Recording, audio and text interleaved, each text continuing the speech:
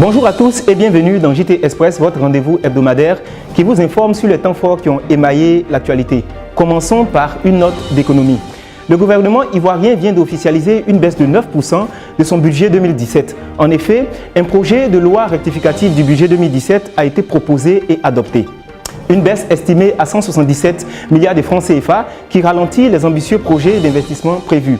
Cette hausse de 74 milliards de francs CFA des dépenses ordinaires découle de la prise en compte des revendications sociales, a confié Anne Désiré Ouloto, la porte-parole adjointe du gouvernement interrogée par Jeune Afrique.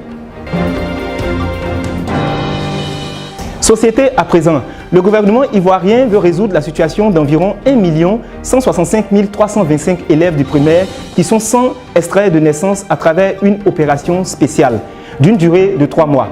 Cette opération vise à résorber dans une première phase le défaut d'extrait de naissance de certains élèves inscrits dans les établissements scolaires publics et dans une deuxième phase, elle tend à régulariser la situation des autres enfants non scolarisés et non déclarés à l'état civil. Il s'agit de lever tous les obstacles en matière d'état civil pour la mise en œuvre efficace de la politique de l'école obligatoire, a précisé la porte-parole adjointe du gouvernement, Mme Anne Désiré Ouloto.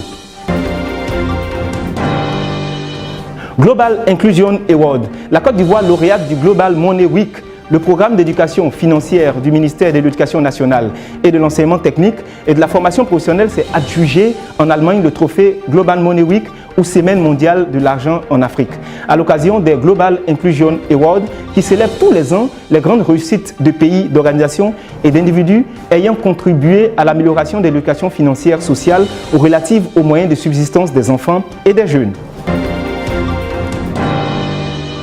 Lutte contre la fraude et la vie chère. Le ministre du Commerce, de l'Artisanat et de la Promotion des PME, Souleymane Diarra-Souba, vient de lancer la campagne 2017 de vérification des instruments de mesure.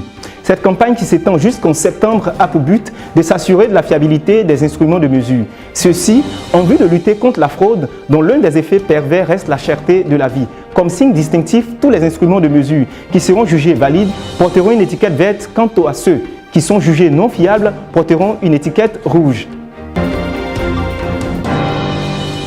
Hors de nos frontières et plus précisément en France, Marion Maréchal Le Pen quitte la politique. Elle a annoncé son retrait de la vie politique après la défaite du Front National aux élections présidentielles. Après la déroute de son parti porté par la ligne politique de sa tante et de Florian Philippot, Marion Maréchal Le Pen rend les armes. La Benjamine du clan Le Pen a annoncé un retrait temporaire de la vie politique. Elle a justifié ce besoin par l'envie de prendre soin de sa fille à peine âgée de 3 ans. Mais de nombreux observateurs pointent aussi du doigt une déception quant à la prestation de sa tante lors du débat face à Emmanuel Macron qui aurait été l'élément déclencheur de cette séparation.